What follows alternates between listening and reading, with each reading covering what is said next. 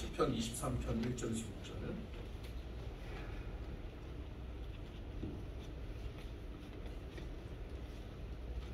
저와 여러분이 한 절씩 교독할까요? 여호와는 나의 목자시니 내게 부족함이 없으리로다. 그가 나를 이루는 것을 내시며 신실한 것을 내 영혼을 소생시키시고 자기 이름을 위하여 의의 길로 인도하시는도다. 내가 사망의 음침한 자리로 가며 내를 인도하게 하소서. 주께서 나와 함께 하시리라. 주의 평안과 위로가 나를 하시나이다. 주께서 내 원수의 목전에서 내게 상을 차려주시고 기름을 내 머리에 부으셨으니 내 잔이 넘치나이다. 내 평생의 선하심과 인자하심이 반드시 나를 따르리니 내가 여호와의 집에 영원히 살리로다. 아멘. 이제 김나영 자매가 비올라로 너는 내 아들이라 하는 찬양을 함께 합니다.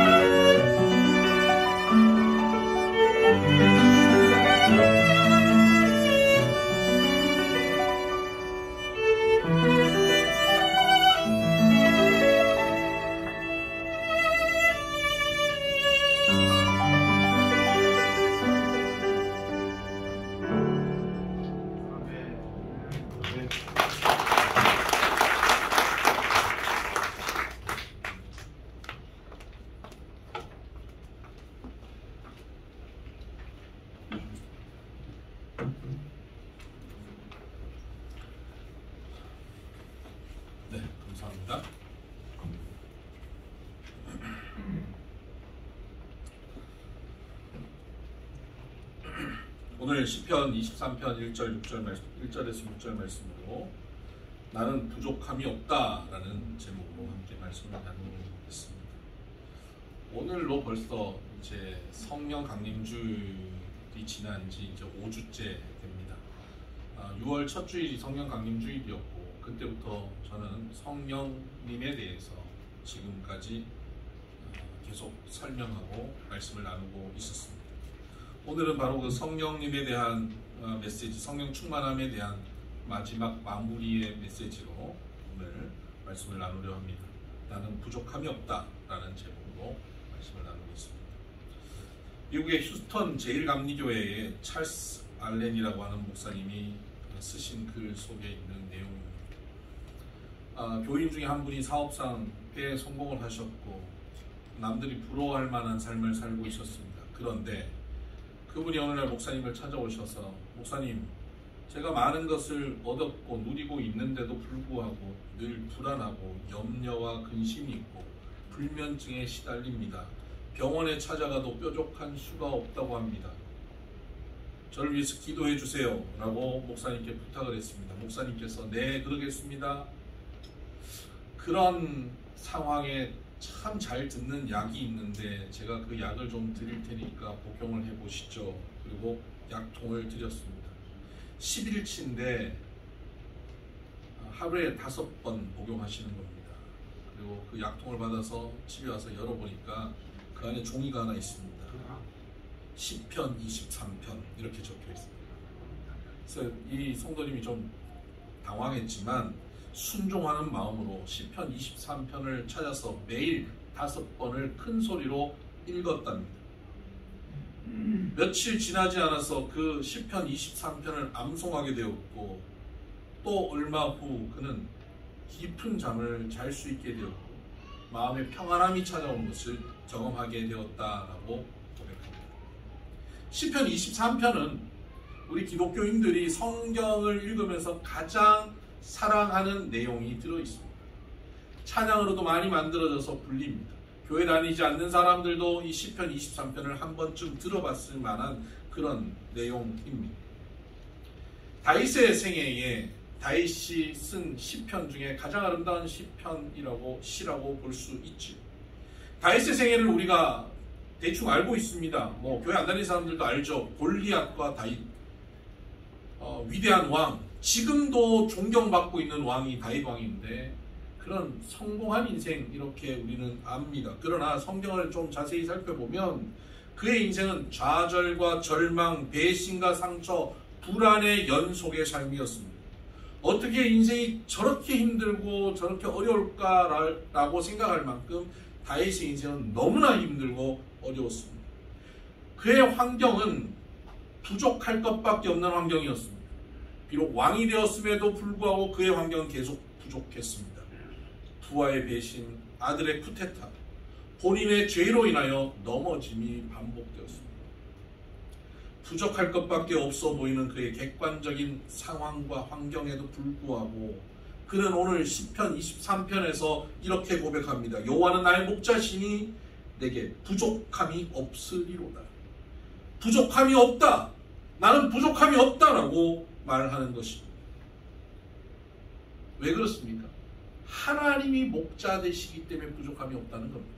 나는 모든 것을 가졌기 때문에, 나는 건강하기 때문에, 나는 주변 사람들이 나를 다 지지하기 때문에, 나는 평탄한 삶을 살기 때문에 부족함이 없다가 아니라 불안과 염려와 근심과 초조함, 여러 가지 상처되는 상황들이 반복됨에도 불구하고 그에게는 불안함이 없고 염려가 없고 부족함이 없다고 선포할 수 있었다 하는 것입니다. 왜요?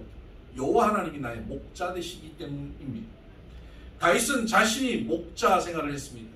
어린 시절 목동으로 지냈습니다. 그래서 양에게 있어서 목동의 역할이 얼마나 중요한지 압니다.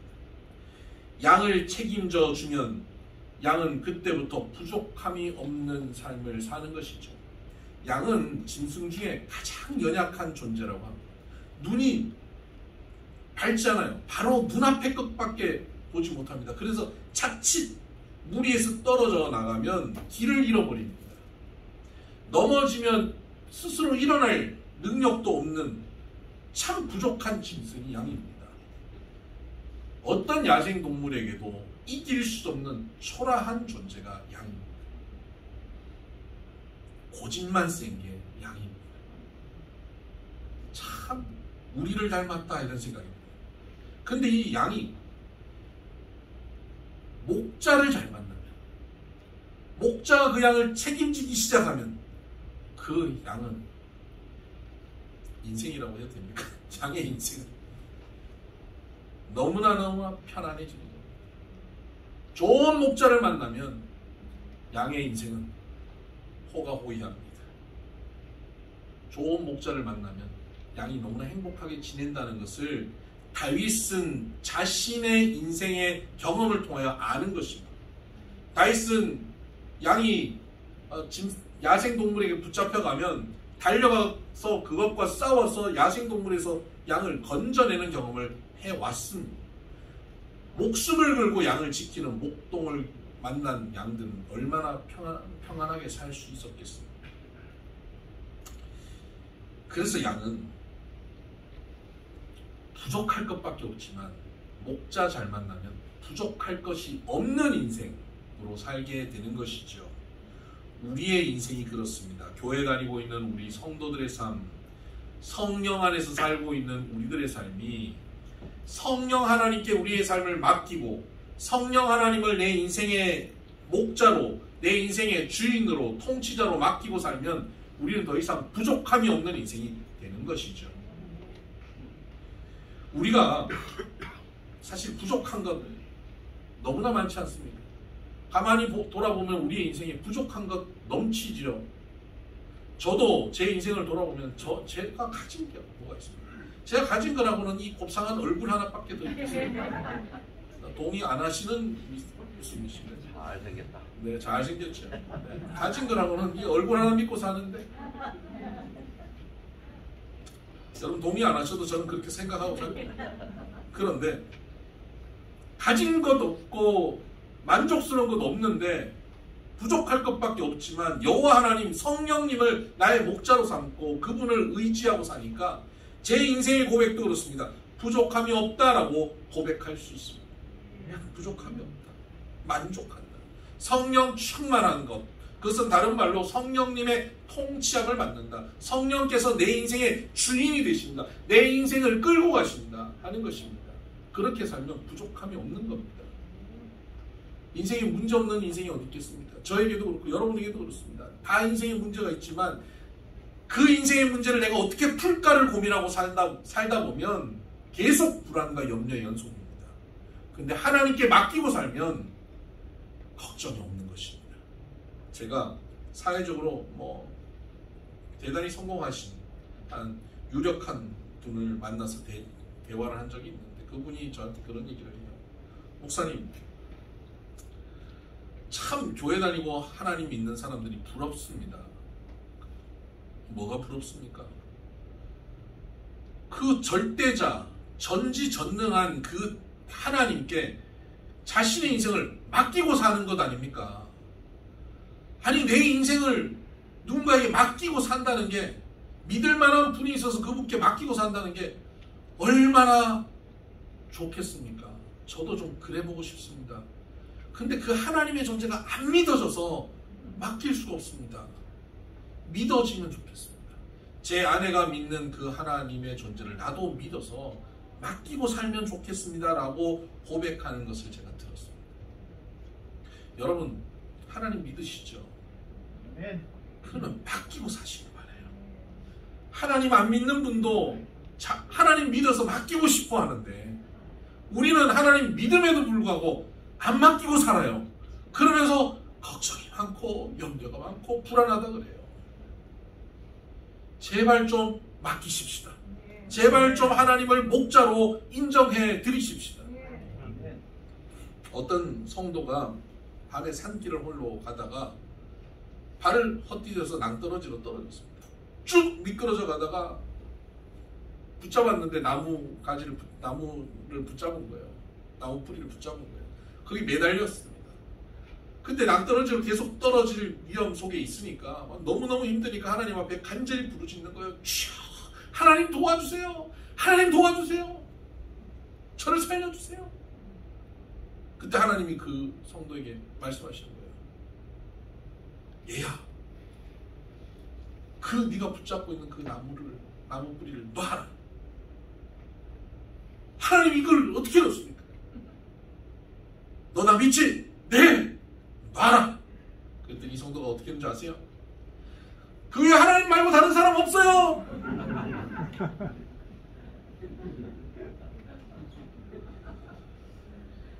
여러분, 하나님을 믿고 의지하고 살아가면 하나님께서 내게 하시는 말씀이 내가 이해가 되지 않고 내가 상식적으로 받아들이지 않는다 할지라도 순종하고 사는 삶입니다. 그렇게 살다 보면 걱정할 것이 없습니다. 부족함이 없습니다. 교회를 다니면서 성령 안에 산다고 하면서도 맡기지 않고 사니까 부족한 것 가득한 겁니다. 여러분 어떠십니까? 부족한 것밖에 안 보입니까? 염려 근심밖에 없습니까? 하나님을 안 믿거나 믿는데 맡기지 않거나 둘 중에 하나입니다.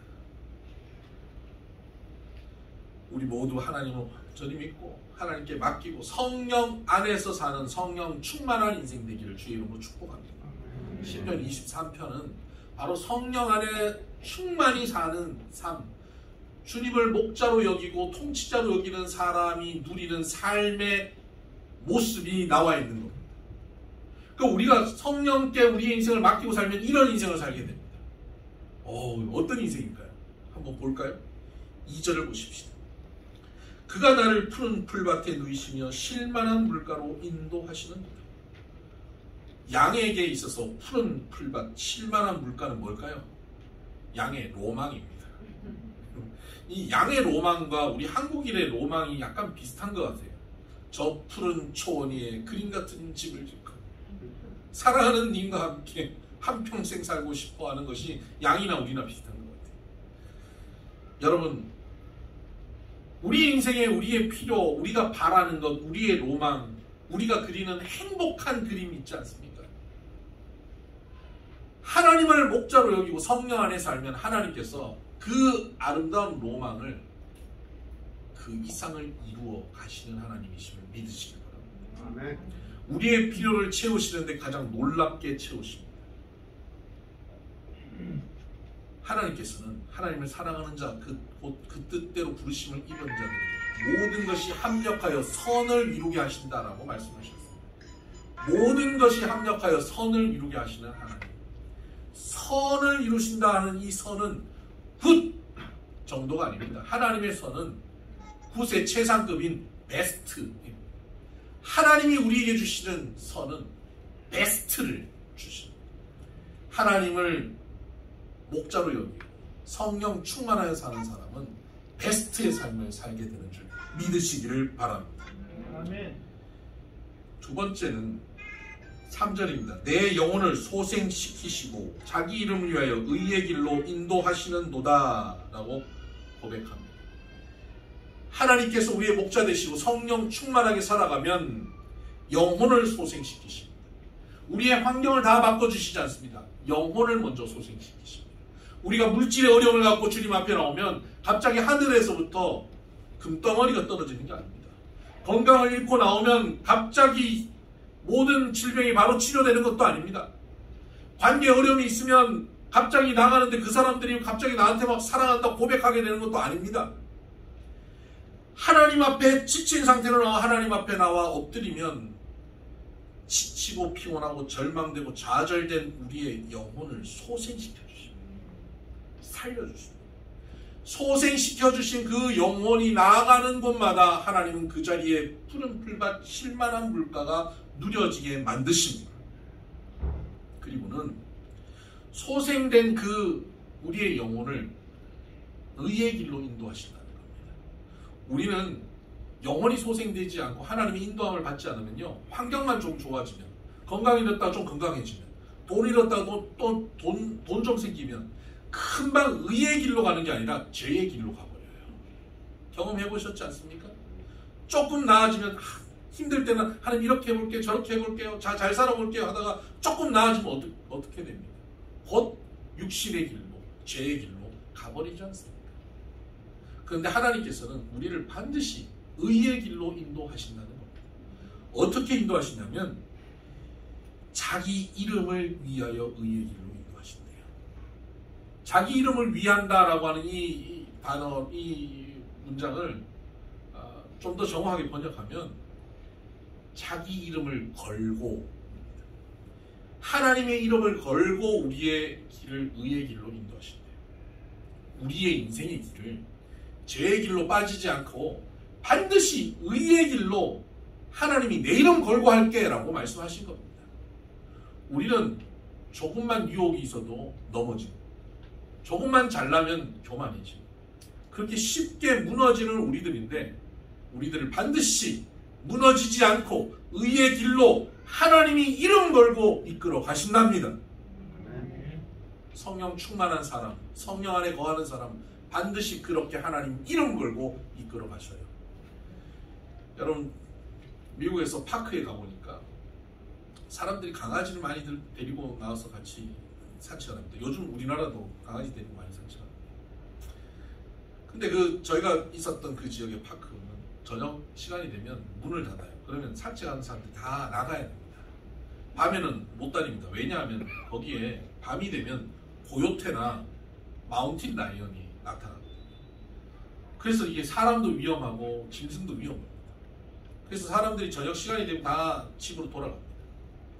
근데 만약에 내가 사랑하는 강아지를 끌고 산책하다가 강아지가 집에 가야 되는데 안 가고 계속 버틴다면 어떡하시겠습니까? 그래, 너 여기 공원이 좋으면 너 여기 있어라, 내가 내일 아침에 찾으러 올게, 그러고 나무에 묶어놓고 집에 가겠습니까? 묶어놓고 집에 가면 그 다음날 뼈밖에 발견할 수 없습니다. 여러분, 사랑하는 자신의 애완견이라면 아무리 고집 피워도 어떡하겠습니까? 질질 끌고라도, 끌다가 목에 막 피가 나더라도 끌고 가는 것이 사랑하는 주인의 모습 아니겠습니까? 하나님은 우리를 이 땅에 복을 주시고 살게 하시면서도 우리가 죄의 길로 빠지면 반드시 의의 길로 끌고 가십니다. 포기하지 않아요.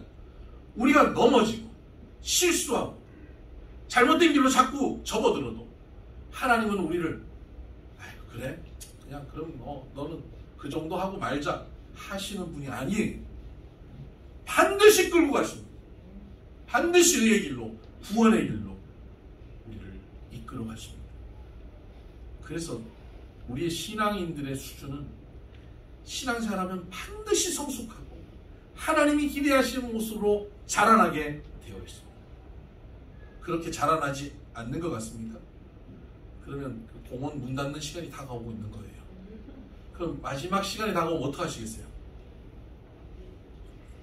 줄을 끌어당겨서 목에 피가 날 정도로 끌어당겨서라도 끌고 가십니다. 그러니까 어떻게 하는 게 좋습니까? 빨리 말 듣고 하나님 말씀에 순종하면서 빠르게 걸어가는 것이 가장 좋습니다. 성령 충만한 사람은 하나님 말씀에 빠르게 순종하여서 의의 길로 걸어가는 사람입니다. 세 번째는 4절 보십시다. 내가 사망의 음침한 골짜기로 다닐지라도 해를 두려워하지 않을 것은 주께서 나와 함께 하시니라. 주의 지팡이와 막대기가 나를 안위하시나이다. 사망의 음침한 골짜기를 다녀도 해를 두려워하지 않는다는 겁니다. 성령 충만하면 사망의 음침한 골짜기에 혹 갈지라도 해를 두려워하지 않아요. 사람들이 인생의 고난의 순간, 어려운 상황 속에 던져졌을 때 제일 힘들어하는 게 뭐냐면 내 인생이 이렇게 끝날까봐 가장 힘들어합니다. 이 고난이 끝이 안 날까봐 힘들어요. 고난이 끝이 없는 동굴일까봐 힘들어요. 고난이 터널이라고만 생각해도 끝이 있다라고 생각하면 견딜만 합니다. 그런데 여러분, 하나님의 백성들, 성령 안에 사는 사람들은 사망의 음침한 골짜기에 가도 해를 두려워하지 않을 수 있습니다. 왜냐하면 끝이 있기 때문입니다.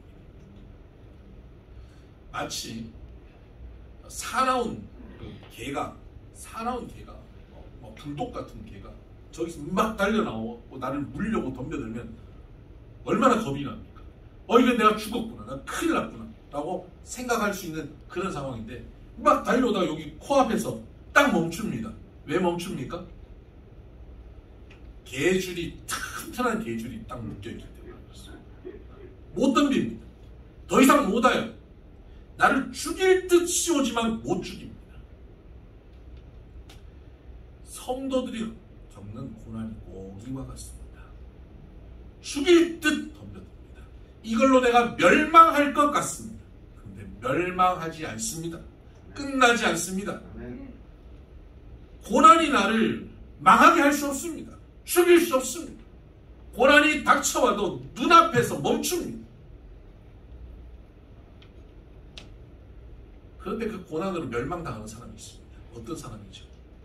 스스로 그 계획에 다가가면, 한 발자국 다가가면 물립니다. 고난의 상황 속에서 정신을 잃어버리고 그 고난에 내가 뛰어들어버리는 거예요. 고난에 나아가버리는 거예요. 스스로가 멸망으로 나가는 겁니다. 그 외에는 우리가 멸망할 길이 없습니다. 아무리 어렵더라도, 이 가운데 지금 아무리 어려운 상황 속에 놓인 성도님이라 할지라도 여러분 그것으로 끝나지 않을 것입니다. 그 자리에서 하나님께서 여러분을 지키십니다. 성도들에게는 감당할 시험밖에는 허락지 않으셨다 말씀하셨습니다. 그리고 시험당할 즈음에는 피할 길을 내시었다라고 말씀하고 있습니다. 여러분, 우리가 당하는 고난은 우리가 동의하지 않으면 그 고난이 우리를 집어삼킬 수 없습니다. 우리가 동의하여 한 발자국 나아가면 집어삼켜지지만 동의하지 않으면 집어삼켜지지 않습니다. 그래서 하나님께서 우리를 그 가운데 보호하고 계신다는 것을 우리가 경험하게 될 것입니다. 하나님의 지팡이와 막대기가 나를 보호하십니다. 목자는 두 가지를 들고 다니는데요. 지팡이는 올리브 나무의 뿌리로부터 나와 있는 막대기 지팡이입니다. 이 우정하게 꺾여 있죠. 이걸 가지고 양들을 보호합니다. 양이 어디 빠져 있으면 그걸로 건져냅니다. 막대기는 올리브 나무의 단단한 가지입니다. 이렇게 손에 들고 쉽게 흔들 수 있죠. 이거는 야수들과 싸울 때 사용하는 것입니다. 하나님께서는 지팡이로 우리를 보호하시고 막대기로 적들을 무찔러 주시면서 우리를 지키십니다. 그래서 사망의 음침한 골짜기에 지금 저와 여러분이 던져져 있다 할지라도 해를 두려워하지 않을 수 있습니다. 반드시 그 길을 통과해 낼 것입니다. 네 번째 보면 5절입니다. 주께서 내 원수의 목전에서 내게 상을 차려주시고 기름을 내 머리에 부어주셨으니 내 잔이 넘치나이다. 여러분, 내 원수의 목전에서 내게 상을 차려주셨습니다. 어워드를 주신 것이 아니라 테이블, 식탁, 디너를 차려주신 거예요.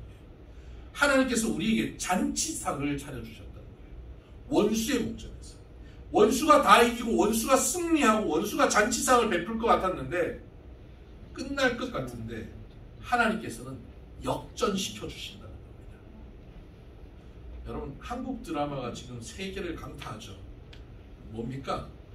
역전시키거든요. 자꾸 갑자기 여기 점 하나 붙이고는 역전돼갖고 나타나요. 이런 일이 벌어지니까 희한한 거거든요. 너무 재밌거든요. 하나님의 역사가 그래요. 갑자기 점 하나 붙이고 역전시켜버려요. 하나님께서는 우리의 인생을 역전시키십니다. 그리고는 우리에게 기름을 부으신대요. 이 기름은 여러 가지 의미가 있는데, 왕이나 제사장을 삼을 때, 그의 신분을 높여줄 때 기름 부으십니다. 바닥에 있던 우리들을 기름 부으셔서 우리의 신분을 변화시키십니다. 병든 사람에게 이 기름을 부으면서 치료를 합니다. 기름을 부으실 때 치료가 일어나는 거예요. 손님이 우리 집에 들어오면 그에게 기름을 발라주면서 그를 대접합니다. 높이는 겁니다. 대접하는 겁니다. 하나님께서는 우리에게 기름을 부어주십니다. 사실 기름이라고 하는 것이 이렇게 막 붓는 게 아니에요. 이렇게 조금 발라주는 거예요. 조금 발라주면 향이 가득해지는데 여기서 기름을 부어주신다고 말씀하고 계세요. 여기서 하나님의 스케일을 볼 수 있죠. 우리는 기름 몇 방울 이렇게 발라주는 것으로 충분하다고 생각하는데 하나님은 부어주시는데 잔이 흘러 넘치게 부어주십니다. 여러분, 하나님 스케일이 그렇습니다. 하나님은 하나님의 사람들에게 주실 때 쪼잔하게 주시지 않습니다.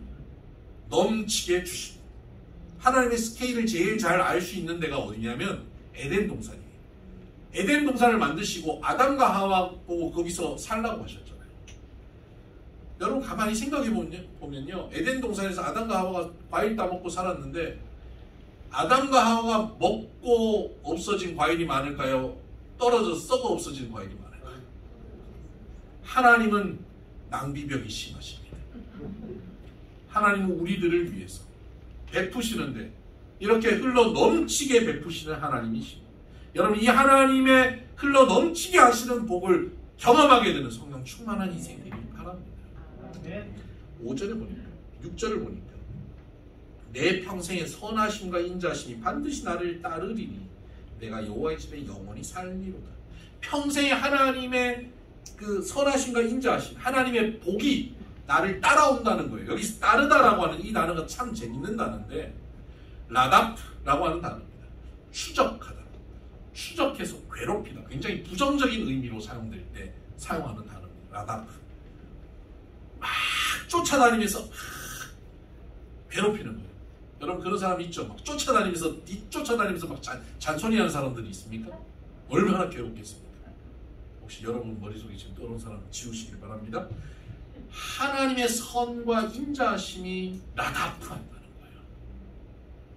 주로 이 라다프라고 하는 이 단어를 적절하게 사용돼야 되는, 이게 어디에 사용해야 되냐면, 제가 생각해 볼 때는 유도 미사일 이런 데 사용해야 돼요.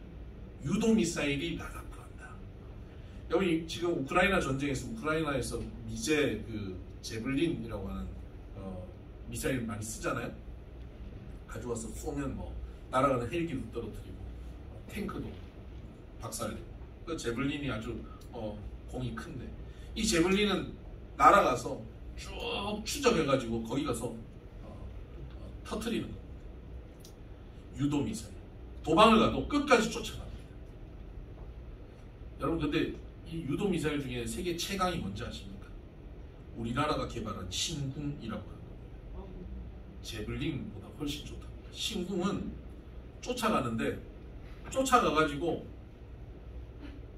끝까지 가서 피하지 못하도록 거기 가서 부딪히지 않고 1.5m 옆에서 터져버리는 거예요. 그래서 박살을 내버려요. 다른 거는 쫓아가다가 못 쫓아가는 경우도 있는데, 이건 근처에서 터져버리니까 가장 강력하게 나타납니다. 힘을 발휘한다. 심지어 쫓아가는 그 최고 속도가 마하 2랍니다. 그러니까 전투기도 쫓아가서 떨어뜨릴 수 있답니다. 여러분, 거의 명중률이 100%인 신궁. 이미 신궁은 벌써 하나님의 활 아닙니까? 하나님의 활, 하나님의 활 신궁을 하나님께서 라다프로 우리에게 쏘시는데, 그 신궁은 뭐가 터지냐면 복이 터져요. 하나님의 인자하심과 선하심이 와서 터지는 거예요. 우리 근처 와서 터져버리는 거예요. 복을 좀 안 받고 싶어도 복이 와서 우리를 터뜨려버려요. 복으로. 누가요? 성령 충만한 사람이에요. 성령 안에 거하는 사람은, 나 좀 복 좀 안 받고 싶은데 너는 복을 안 받을 수가 없어. 그러고 신궁이 쫓아와서 복을 터져버려요. 여러분, 이 복 받기 원하십니까? 여러분, 성령 충만해야 되잖아요. 그럼 성령 충만을 어떻게 합니까? 6월 첫 주일 설교부터 다시 들어보세요. 성령 충만한 삶이 어떤 삶인지, 어떠해야 성령 충만한 삶을 살아갈 수 있는지 우리가 파악할 수 있어요. 그래서 모두 성령 충만해서 6절 마지막 절에 보니까 내가 여호와의 집에 영원히 살리리라. 천국을 누리는 거예요. 영원히 천국을 누리는 거예요. 가끔 어쩌다가 한 번씩 행복한 것이 아니라 영원히 천국을 누리는 인생, 그런 인생, 저와 여러분의 인생 되기를 주의 이름으로 축복합니다. 기도하십시다. 하나님, 다윗의 삶이 객관적인 환경이 어렵고 힘들었음에도 불구하고 하나님이 목자 되심으로 부족함이 없다라고 선포한 것처럼 우리 또한 그렇게 성령 안에서 성령님께 우리의 인생을 맡기고 삶으로 부족함이 없다라고 선포할 수 있는 인생 되게 하여 주시옵소서. 우리를 푸른 풀밭에 누이시며 실만한 물가로 인도하여 주시옵소서. 하나님의 이름을 걸고 우리를 의의 길로 인도하여 주시옵소서. 사망의 음침한 골짜기를 다녀도 우리가 동의하지 않고 하나님을 붙잡음으로 하나님의 지팡이와 막대기가 나를 안위하여 주시는 평강을 누리게 하여 주시옵소서. 하나님, 원수의 목전에서 상을 베풀어 주시고 기름을 우리의 머리에 풍성히 부어 주시옵소서. 하나님의 선과 인자하심, 하나님의 복이 우리를 나다프하며 우리를 쫓아와서 복이 터지는 역사가 오늘 우리 가운데 있게 하여 주심으로 우리의 일생이 영원토록 여호와의 집 천국을 누리는 인생 되게 하여 주옵소서. 예수님 이름으로 기도드립니다. 아멘. 찬송가 569장 함께 찬양하십시다.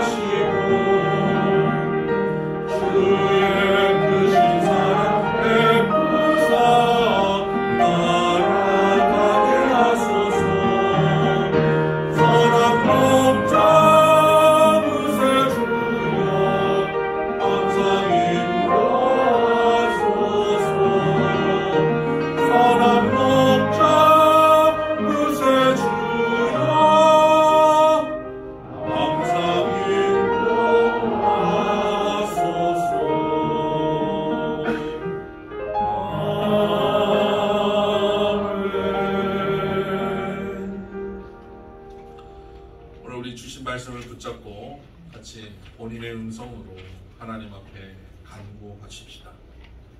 하나님을 믿음에도 불구하고 온전히 맡기지 못하여서 목자 되신 하나님을 경험하지 못하고 하나님의 인자와 선하심이 쫓아오는 일을 경험하지 못하고 살지 않습니까? 사망의 음침한 골짜기에서 두려워 떨며 멸망의 길로 스스로 다가가고 있지는 않습니까? 내 안에 계신 성령님께 나의 삶을 다스려달라고 맡기십시다. 우리 주님께 나의 목자가 되어달라고 의탁하십시다. 그 하나님이 믿어지지 않는 이들이 있다면 이 시간 주님 저에게 이들과 같은 믿음을 저에게 한번 허락하여 달라고, 나도 하나님을 믿을 수 있는 믿음이 내게 생기게 해달라고 간구해 보시길 바랍니다. 같이 기도하십시다. 하나님 아버지 감사합니다. 이 시간 주님 믿음을 허락하여 주시옵소서. 하나님 알지 못하고 믿지 못하여서 불안과 염려와 근심과 고난과 두려움의 연속으로 살고 있는 많은 인생들, 하나님 안에서 평안함과 자유함을 누릴 수 있도록 주옵소서. 우리 성도들 믿음으로 살아간다고 하면서도 온전히 하나님을 의지하지 못하고 하나님께 우리 인생을 맡기지 못하고 살아가는 이들이 없습니다. 주님 이 시간 내 인생을 주님께 온전히 맡기고 살아가고 목자 되신 여호와 하나님 품 안에서 평안함을 누리며 살게 하여 주옵소서. 어떤 환경 어떤 상황 사망의 음침한 골짜기 가운데 던져질지라도 해를 두려워하지 않고 주와 함께 평안하게 역전시키실 하나님을 경험하며 하나님의 선하심과 인자하심을 누리며 사는 우리들 되게 하여 주옵소서. 하나님 아버지 감사합니다. 아직 하나님을 알지 못하고 믿음이 없어서 맡기지 못하는 이들이 있다면 이 시간 그 마음을 열어주시고 믿음을 심어주시옵소서. 하나님 믿음이 있음에도 불구하고 하나님께 우리의 인생을 맡기지 못하고 스스로 멸망의 길에 서 있는 이들이 있다면 주님 이 시간 온전히 하나님께 우리의 인생을 맡겨드리는 우리의 삶 되게 하여 주시옵소서. 결단하고 내 모든 삶의 영역에 성령 하나님 다스려달라고 맡겨드리는 우리의 인생 되게 하여 주심으로 하나님이 주시는 인자하심과 선하심이 정녕 나를 따른다라고 고백하고 이 안에 부족함이 없다고 고백할 수 있는 인생 되게 하여 주옵소서. 하나님 우리 성도들의 가정과 직장과 사업체를 축복합니다. 천국 같은 가정이 되게 하여 주옵소서. 세계 경기가 어려운 상황 속에서 우리 성도들이 운영하고 손대고 있는 모든 일들이 주님의 경기 가운데 있게 하여 주시옵소서. 우리 사업장, 직장에서 일할 때에 하나님 우리가 주변에 선한 영향력을 미치는 이들이 되게 하여 주셔서 요셉 때문에 요셉 주변이 형통하여졌던 것처럼 우리 성도들 때문에 성도들의 주변이 복받게 하여 주시옵소서.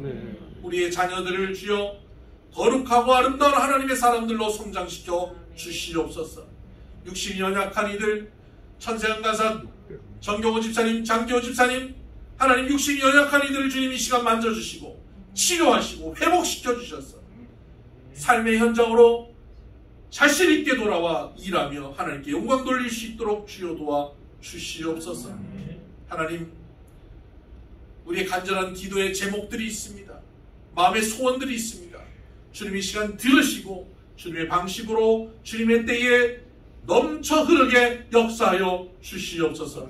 우리 미선교회를 더욱더 부흥케 하여 주시고 성령 충만한 교회가 되게 하시고 또 한 주간 살아갈 때에 우리 성도들이 예수 믿는 사람답게 세상의 빛으로 살게 하여 주셔서 우리 성도들의 삶을 보며 믿지 않은 이들이 하나님을 경험할 수 있게 하여 주시옵소서. 이 나라 이 민족이 복되게 하여 주시고 세계 선교를 마무리 지을 수 있는 민족으로 우리가 사용되게 하여 주옵소서. 세계 곳곳에서 고통받고 있는 이들의 눈물을 닦아주시고 우크라이나 전쟁이 속히 종식되게 하여 주시옵소서. 이제는 우리 주 예수 그리스도의 은혜와 하나님 아버지의 극진하신 사랑과 성령님의 감화 감동 교통 역사 충만하심이 여호와 하나님을 나의 목자로 여기며 성령 안에 성령 충만함을 누리며 날마다 천국을 경험하며 살기를 소원하는 사랑하는 미손의 모든 믿음의 권속들 머리 위에 이들의 심령 가운데 이들이 행하는 모든 일들 위에 이제부터 영원토록 함께 하시기를 간절히 축원하옵나이다. 아멘.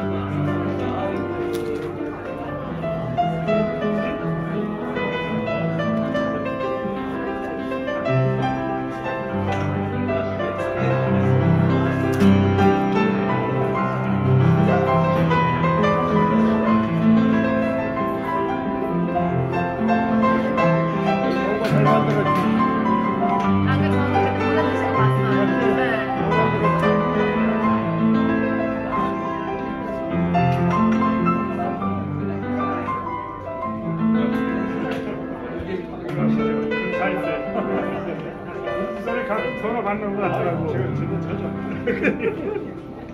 안녕하세요. 수학도 전화 왔네.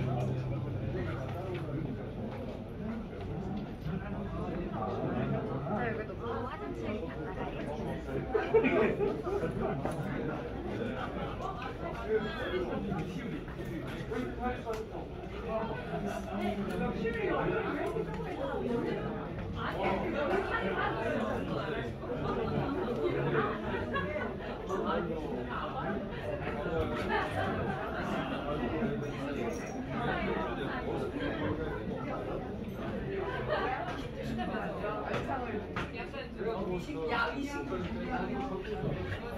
여기 놓고 화장실